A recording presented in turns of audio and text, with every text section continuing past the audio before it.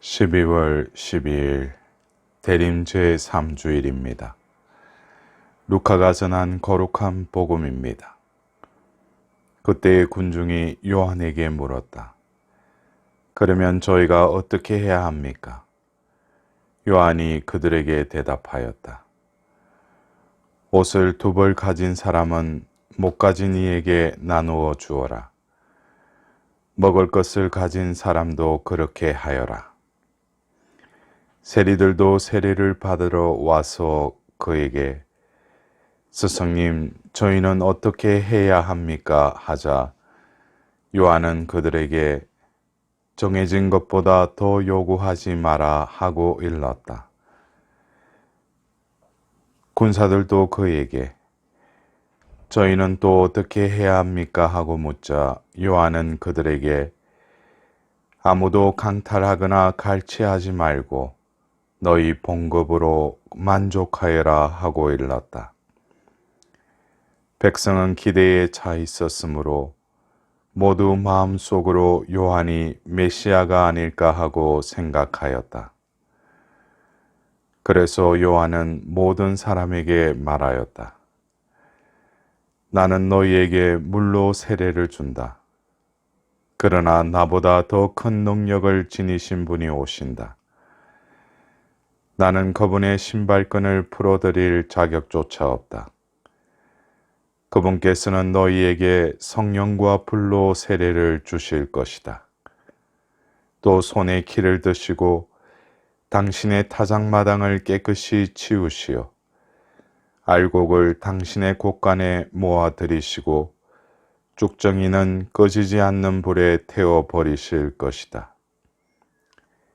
요한은 그 밖에도 여러 가지로 권고하면서 백성에게 기쁜 소식을 전하였다.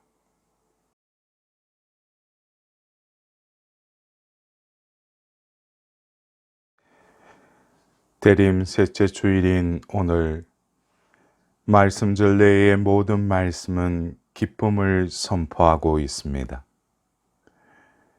1독서에서는 전쟁에 시달리던 예루살렘 사람들에게 마음껏 기뻐하고 즐거워하여라. 주 너의 하느님께서 너의 한가운데 계시다 하고 스바니아는 선포합니다. 환난 중에도 기뻐할 수 있는 이유는 하느님께서 우리 한가운데 계시기 때문인 것입니다. 어쩌면 지금 우리가 겪고 있는 팬데믹의 상황 속에서도 하나님의 자녀들인 우리들은 기뻐해야 할 것입니다. 우리가 지내고 있는 이 대림 시기에는 주님이 오심을 기다리는 그 기쁨으로 한층 더 우리의 삶이 하나님을 향한 그 마음으로 고양되어야 할 것입니다. 더 나아가 하나님께서는 너를 두고 기뻐하며 즐거워하신다. 너 때문에 환성을 올리며 기뻐하시리라는 놀라운 말씀을 전하고 있습니다. 하느님께서 우리 가운데 계신 나의 기쁨과 나를 두고 기뻐하시는 하느님의 기쁨이 하나가 되는 것입니다. 하느님과 내가 기쁨으로 하나가 되는 신비가 바로 강생의 신비인 것입니다. 이 독서에서는 이 신비를 더욱 명료하게 주님 안에서 늘 기뻐하십시오. 거듭 말합니다. 기뻐하십시오. 주님께서 가까이 오셨습니다. 라고 말씀하십니다. 우리의 삶에서 근심과 걱정이 없어졌기에 기뻐하는 것이 아닙니다. 근심과 걱정 한가운데로 주님께서 오시니 기뻐하라는 말씀인 것입니다. 주님께서는 집안의 우환을 없애시거나 경기가 좋아져 잘 살게 해주시거나 병든 몸을 건강하게 고쳐주시려고 세상에 오시지 않습니다.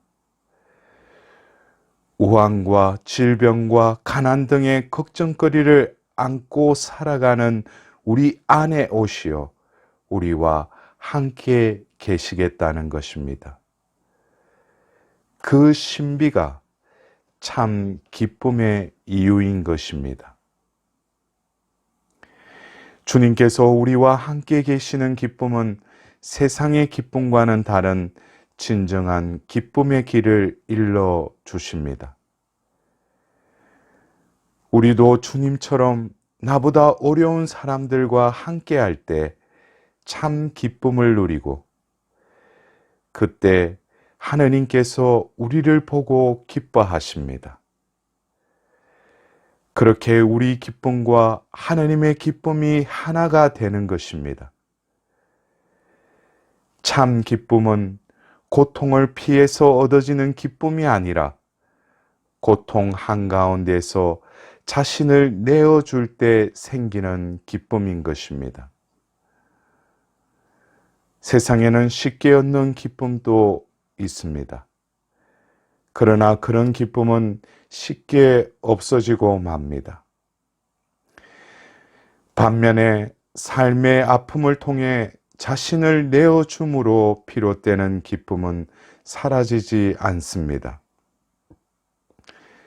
그 기쁨은 본성상 예수님을 닮았고 하느님의 사랑을 닮았기 때문입니다. 오늘 복음에서 요한 세리자는 주님을 맞이하기 위해 어떻게 살 것인지 구체적으로 일러주고 있습니다.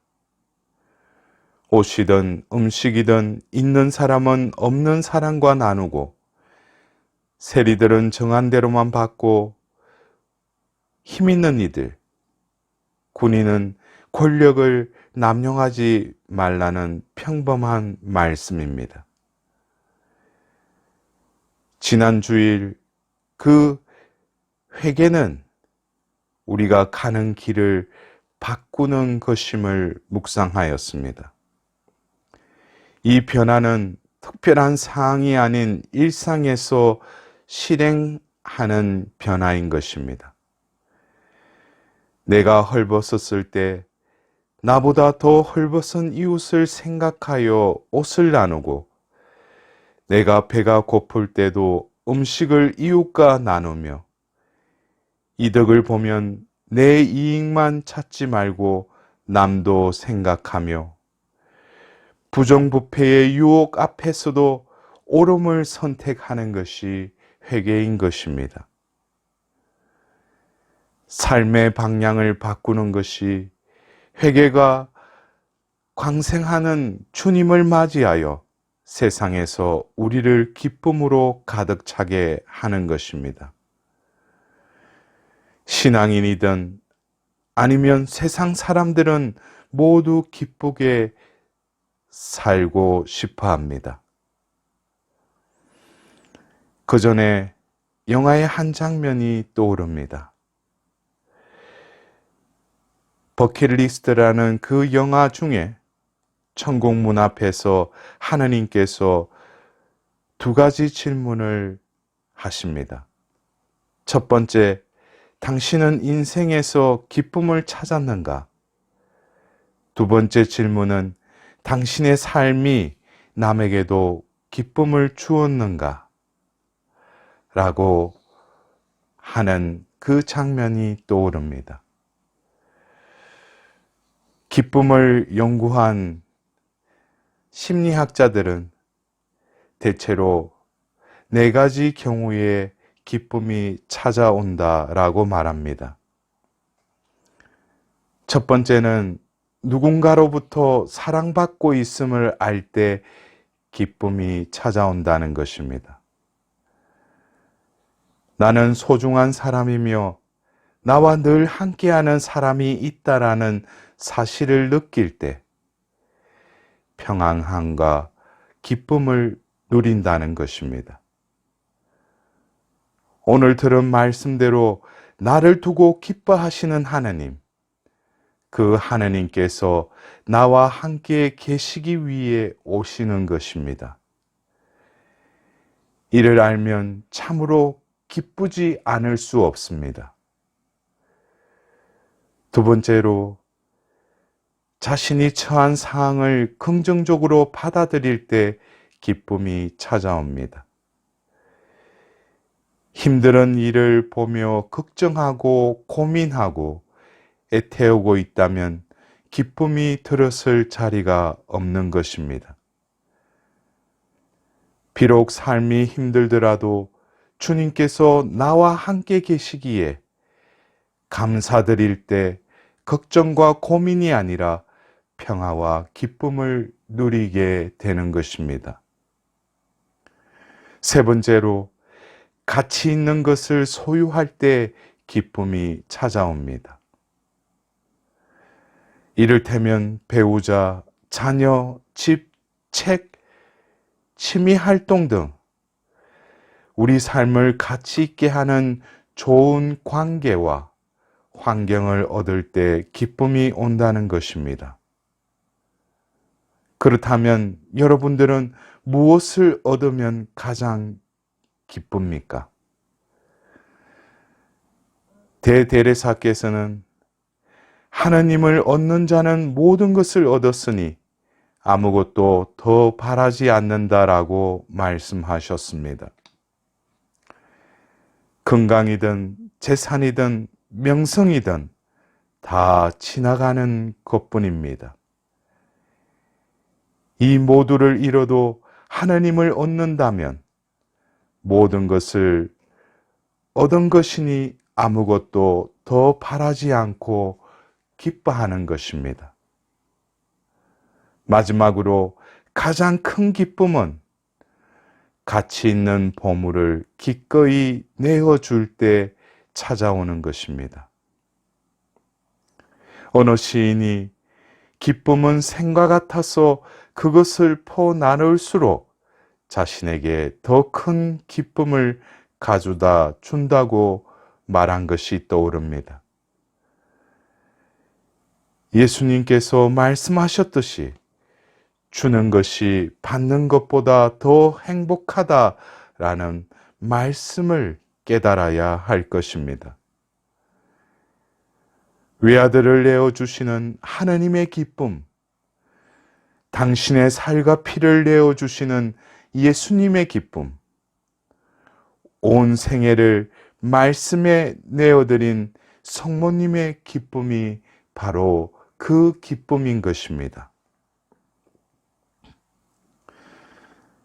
사랑하는 형제 자매 여러분, 오늘은 자선주일입니다. 자선이나 나눔을 언제 어떻게 실천해야 하겠습니까? 그것은 지금 내가 여력이 될 때, 또한 내 마음에서 진정으로 사랑으로 우러나올 때, 그것은 또한 하나님께 온전히 바치는 과부의 두 랩통과도 같을 것입니다.